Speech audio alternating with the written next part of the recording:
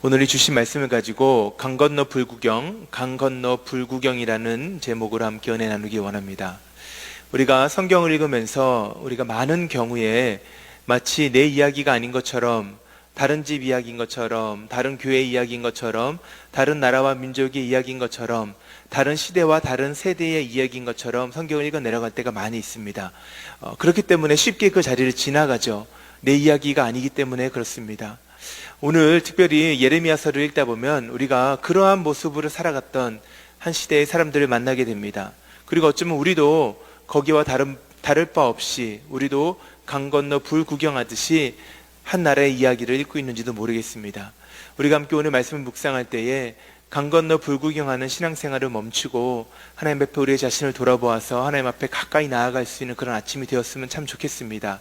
오늘 본문 12절 말씀 같이 한번 살펴보도록 하겠습니다. 이렇게 기록이 되어 있습니다. 너는 가서 북을 향하여 이 말을 선포하여 이르라. 여호와께서 이르시되 배역한 이스라엘아 돌아오라. 나의 노한 얼굴을 너희에게로 향하지 아니하리라. 나는 긍휼이 있는 자라 노를 한없이 품지 아니하느니라. 여호와의 말씀이니라. 지금 예레미야가 뭐라고 선포하고 있습니까? 너는 가서 북을 향하여 이 말을 선포하라라고 말씀하고 계시죠. 예레미야에게 하나님께서 너는 가서 북을 향하여서 이 말씀을 선포하라라고 이야기하였을 때 이 북을 향하다라는 의미 가운데 우리는 두 가지를 생각해 볼 수 있습니다. 하나는 북이스라엘 백성이 멸망한 다음에 뿔뿔이 흩어져서 지금 어딘가에 살고 있는 남겨진 그 백성을 이야기할 수도 있고, 아니면은 멸망당한 후에 그 땅이 어딘가에 숨어서 살고 있었을 이스라엘 백성을 생각할 수도 있습니다. 그런데 현실적으로 생각을 해보면 이 말씀이 선포되던 시점에서 이미 100년 전에 완전하게 멸망한 북이스라엘 백성을 향한 하나님의 메시지라고 이야기하기에는 조금 어려움이 있는 것 같습니다. 그래서 많은 학자들은 오늘 본문을 예레미야 선지자를 통하여 선포된 북이스라엘 백성을 향한 메시지가 아니라 북이스라엘 백성의 이야기를 너무나 잘 알고 있었던, 현재 살아가고 있는 남유다 백성을 향한 하나님의 마음이다라고 이야기를 하고 있어요. 너는 가서 북을 향하여 이 말을 선포하는데, 북이스라엘 백성들에게, 이미 망하고 이미 없어진 북이스라엘 백성들에게 하나님이 뭐라고 말씀하고 계십니까? 여호와께서 이르시되 배역한 이스라엘아 돌아오라. 나의 노한 얼굴을 너희에게로 향하지 아니하리라. 나는 긍휼이 있는 자라 노를 한없이 품지 아니하리라. 여호와의 말씀이니라. 이미 멸망한 이스라엘 백성입니다. 그리고 이 이야기를 누가 들었어야 되느냐? 멸망한 이스라엘 백성을 바라보았던 남유다 백성이 들었어야 한다라는 것이죠. 남유다 왕국의 사람들은 북이스라엘 백성들을 자신들보다 훨씬 더 악한 백성이라고 생각했습니다. 그것도 일리가 있는 것이 북이스라엘에 19명의 왕이 있었는데 성경에 보면 단 한 명도 여호와 앞에서 선한 왕이 없었다라고 이야기를 하죠. 그리고 실제로 자신들보다 100년 앞서서 나라가 심판을 받았습니다. 어떤 생각이 있겠습니까? 저 사람들은 우리보다 훨씬 더 악한 백성이었어. 쟤네들은 나라에 시작하는 것부터가 우리보다 훨씬 더 하나님 앞에 죄를 짓는 가운데 그 나라가 시작된 그러한 사람들이었어 라는 생각이 있었다라는 것이에요. 그래서 그들의 마음 가운데는 북이스라엘 백성이 우리보다 훨씬 더 하나님 앞에 부족하고 나보다 훨씬 더 하나님 앞에 큰 죄를 지은 백성이라는 생각이 있었다는 것입니다. 그런데 오늘 성경 본문을 읽다 보면, 특별히 오늘 11절, 오늘 본문 하나 앞에 있는 11절에 보면 어떻게 기록이 되어 있습니까? 여호와께서 내게 이르시되 배역한 이스라엘은 반역한 유다보다 자신이 더 의로움이 나타났다라고 되어 있죠. 무슨 말입니까? 남유다 백성의 생각과는 다르게 오히려 그들이 더 북이스라엘 백성보다 하나님 앞에서 죄를 지은 자들이라는 것입니다. 하나님 앞에서 더 오랜 시간 죄를 짓고 있고 지금도 죄를 짓고 있는 그런 사람들의 모습이 남유다 백성의 모습이었다는 것입니다. 하나님은 북이스라엘 백성의 모습을 통하여서 오늘 남유다 백성의 마음을 일깨우고 계시다는 것이에요. 하나님 앞에 다시 돌아오라고 이야기를 하시죠. 나의 노한 얼굴을 너희에게 향하지 아니하리라. 나는 긍휼이 있는 자라 노를 한없이 품지 않는다라고 이야기하고 계십니다. 하나님께서 노를 품으시는 것은 죄를 향하신 하나님의 일관된 모습이라고 생각할 수 있습니다. 사람의 감정처럼 그때그때마다 다른 기준으로 적용이 되는 것이 아니라 죄를 향하여서 하나님의 일괄적으로 드러나고 있는 반응이라고 생각할 수가 있어요. 지금도 죄를 짓고 있는 남유다 백성을 향하여서 하나님은 노를 품고 계십니다. 그런데 그것이 한없이 노를 품는 것이 아니라 그 노가 그치는 때가 있다는 것입니다. 이것은 하나님께서 고유하게 가지고 계신 하나님의 성품이 아니라 죄를 향한 하나님의 반응인 것입니다. 죄가 있는 곳에 드러나는 하나님의 반응이라는 것이에요. 그러나 하나님의 성품은 어떻습니까? 긍휼이 있는 자라는 것이에요. 긍휼이 있는 것은 하나님의 성품입니다. 변하지 않는 것입니다. 언제나 하나님은 긍휼이 있는 자예요. 자신의 죄를 깨달아 나오는 모든 사람들에게 긍휼을 베푸시는 것이 하나님의 성품이다라고 예레미야는 이야기하고 있다라는 것입니다. 13절에서 이렇게 이야기하죠. 너는 오직 내 죄를 자복하라. 이는 내 하나님 여호와를 배반하고 내 길로 달려 이방인들에게로 나아가 모든 푸른 나무 아래로 가서 내 목소리를 듣지 아니하였음이니라. 여호와의 말씀이니라. 뭐라고 말해요? 북이스라엘 백성을 향하여서 말하는 것 같지만 실제로는 누구에게 말하는 것입니까?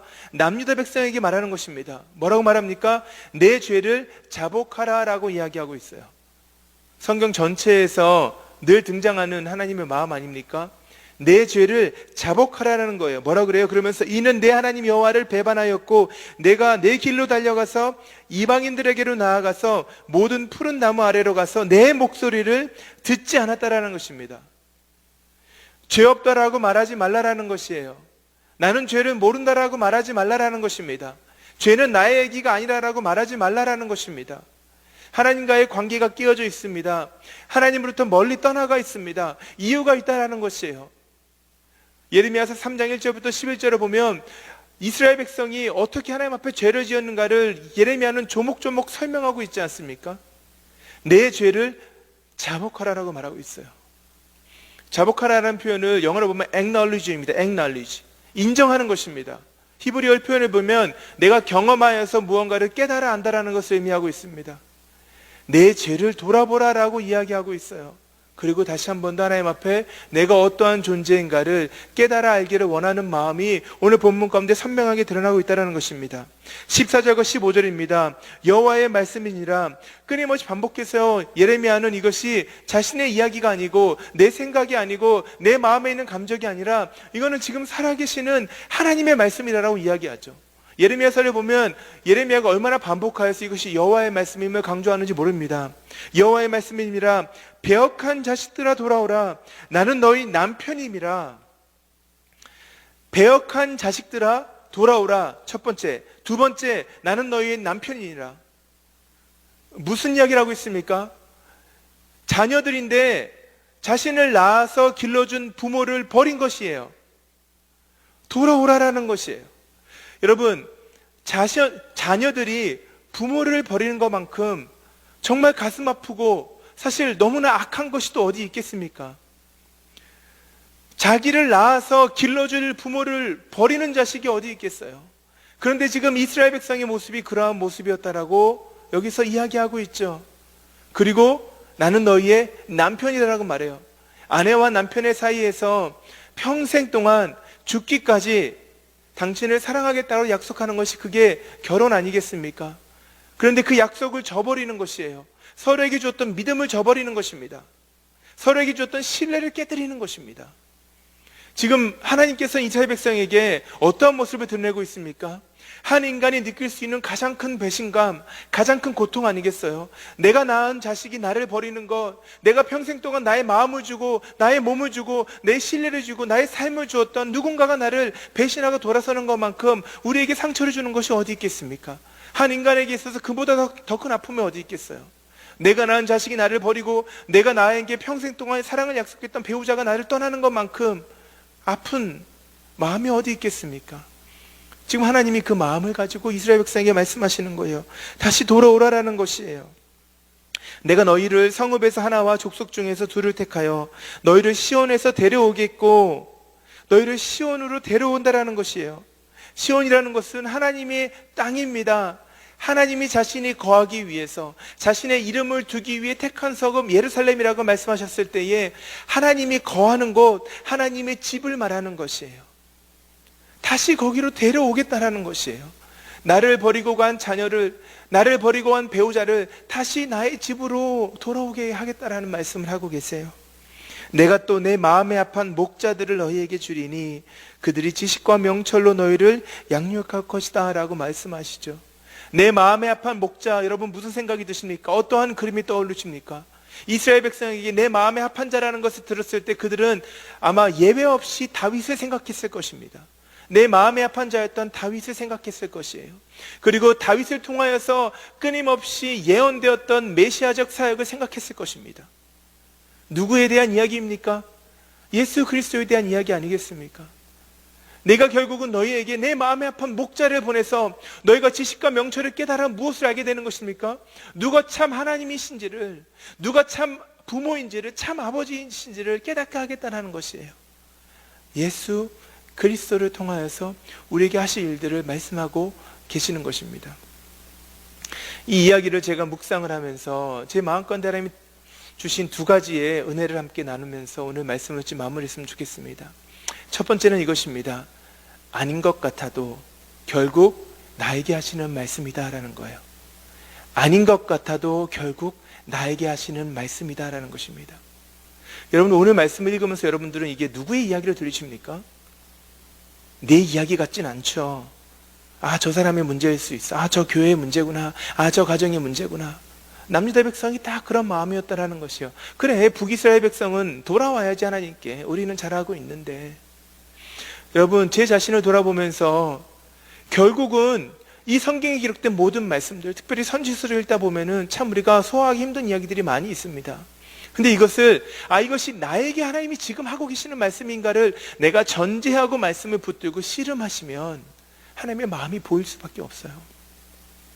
사랑하는 여러분, 오늘 말씀도 결국은 나에게 하시는 말씀입니다. 아닌 것 같아도 나에게 하시는 말씀이에요.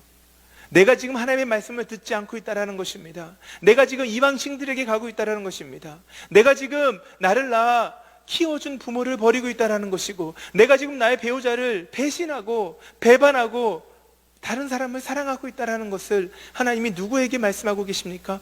북이스라엘 백성을 통해서 남유다에게 말씀하신 것처럼 지금 우리에게 이것을 말씀하고 계시다는 것이에요. 오늘 우리가 이 아침에 우리의 마음으로 하나님의 말씀을 들을 수 있기를 간절히 바랍니다. 그리고 여러분 이 말씀 붙들고 씨름하시기 바랍니다. 하나님, 이 말씀이 나의 말씀인데 내가 어느 부분을 돌아봐야겠습니까? 하나님, 나를 깨닫게 하여 주옵소서. 제가 말씀을 묵상하면서 제 삶을 돌아보면서 하나님이 얼마나 구석구석에 숨겨져 있는 죄악된 모습들을 깨닫게 하셨는지 모릅니다. 제 마음대로 하나님을 제한하고 제 마음대로 하나님을 제 틀 안에 가두고 있는 모습들, 겉으로 보기에는 이렇게 나빠 보이지 않잖아요. 하나님을 배신한 것 같지 않습니다. 그러나 마음 중심에는 결국은 하나님을 향한 불신이 제 안에 가득했구나. 내 마음대로 하나님을 제한했던 모습들, 하나님을 믿지 않은 것과 다른 것이 무엇이 있겠습니까? 하나님 말씀하시는데 그 말씀 듣지 않고, 아닙니다 하나님, 내 생각이 맞습니다, 내 판단이 맞습니다가 말했던 저의 마음의 자리를 하나님께서 돌아보게 하시더라고요. 말씀을 붙들고 씨름하면 내 자리가 보이는 것입니다. 오늘 이 새벽에 여러분들 이 말씀 가운데 이것이 나에게 하시는 말씀이구나, 내가 돌아봐야 될 자리가 있다라는 사실을 여러분들 믿음으로 믿으시고 기도하시면서 하나님께서 여러분에게 주시는 돌이켜야 될 자리를 볼 수 있는 은혜가 있기를 간절히 축복합니다. 두 번째로 말씀 가운데 제가 마음을 쳤던 부분은 무엇이냐면, 초현실적인 은혜는 현실적인 자각에서 시작된다라는 것입니다. 초현실적인 은혜는 현실적인 자각에서 시작이 되는 것입니다. 오늘 말씀에서 우리가 주목할 수 있는 것은 무엇이에요? 하나님께서 그렇게 나를 버리고 떠난 백성들에게, 자녀들에게 내 마음에 합한 목자를 보내겠다라고 말씀하세요. 내 아들을 보내겠다라고 말씀하세요. 여러분, 이것은 비현실적인 것이 아니라 초현실적이죠. 나의 현실을 뛰어넘는 것 아니겠습니까? 십자가가 우리 가운데 찾아왔을 때 우리에게 있어서 정말 이것은 초현실적인 일이잖아요. 너무 안 어울리지 않습니까? 내가 현재 있는 나의 모습과 내 삶의 방향과 십자가는 맞지가 않지 않습니까? 내 마음에 합한 목자를 보내는 것이 지금 나의 마음과 합한 것입니까? 그렇지 않잖아요. 이스라엘 백성의 역사를 우리가 잘 알고 있잖아요. 지금도 바벨론 앞에서 심판을 받기 직전에 있었던 남유다 백성 아니겠습니까? 심판을 받기 직전에 있는 남유다 백성에게 하나님은 뭐라고 말씀하세요? 내 마음에 합한 목자를 보내겠다라는 것입니다. 그들의 모습을 보고 있으면 그 누구도 이스라엘 백성에게 이스라엘 백성은 하나님의 마음에 합한 목자를 통해서 회복돼야 된다고 얘기하는 사람이 없었을 것입니다. 얼마나 그들의 행위가, 얼마나 그들의 마음이, 얼마나 그들의 생각이 악했습니까? 그런데 하나님께서는요, 이것은 비현실이 아니고요, 그들의 현실을 뛰어넘는 것을 말씀하고 계시는 것이에요. 이게 십자가의 은혜 아니겠습니까? 하나님을 멀리 떠나 있고 찾지도 아니하고 하나님 앞에서 연약하고 원수되었던 우리들에게 찾아오신 예수님은요, 비현실적인 하나님의 계획이 아니라 초현실적인 나의 현실을 뛰어넘는 하나님의 계획이었다는 사실이에요. 이러한 초현실적인 은혜는요, 내 죄를 자각하는 것, 매우 현실적인 것이죠. 오늘 하루를 돌아보면서 내가 하나님을 떠나 있었구나, 나의 마음의 한 자리가 하나님으로부터 멀어지고 있었구나를 깨닫는 지극히 현실적인 나의 자각으로부터 초현실적인 은혜가 나의 것이 되는 줄을 믿습니다. 사랑하는 여러분, 오늘도 하나님은 우리를 초현실적으로 사랑하고 계세요. 우리의 삶 가운데 하나님은 오늘도 초현실적으로 다가가고 계십니다. 나의 삶의 어떠한 환경도, 내 삶의 어떠한 문제도 나를 쓰러뜨리고 넘어뜨리지 못하는 초현실적인 은혜가 우리 가운데 임하기 위해서는 우리가 오늘도 현실적으로 내가 어디로 향하여 나아가고 있었는가를 깨달아서 주님 앞에 내 마음을 열고 나아오는 것이 필요한 줄로 믿습니다. 오늘 이 아침에 우리가 그냥 돌아가지 않았으면 좋겠습니다. 하나님 앞에, 하나님, 나의 현실이 이러합니다. 내 마음이 이러합니다. 이 자리 가운데 초현실적인 은혜로 다시 한번 찾아와 주옵소서. 그 은혜를 맛보아할 수 있는 우리 모두가 될 수 있기를 주님의 이름으로 축복합니다.